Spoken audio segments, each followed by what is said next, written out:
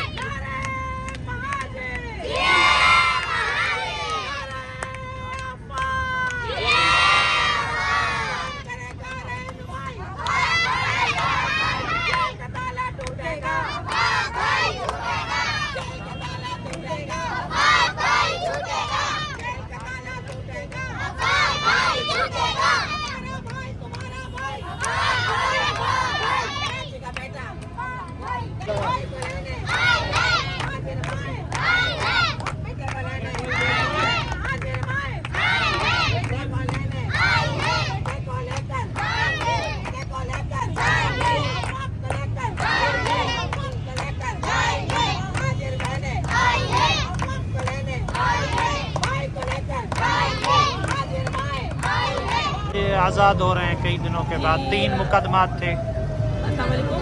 सबसे पहले मैं आपको शुक्र अदा करूँगी कि आपने मुझे अपनी बात कहने का मौका किया। बिल्कुल आज आफाक अहमद भाई शेर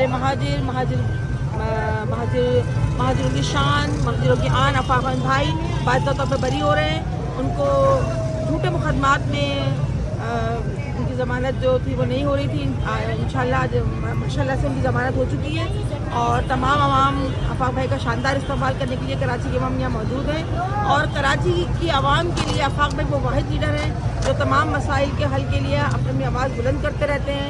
जैसे आपके सामने टैंकर माफिया है और दूसरे मसले मसाइल कराचियों के लिए बिजली, पानी, गैस, तमाम चीज़ों के लिए ही आफाक अहमद आवाज़ उठाते हैं और इंशाल्लाह आवाज़ उठाते रहेंगे।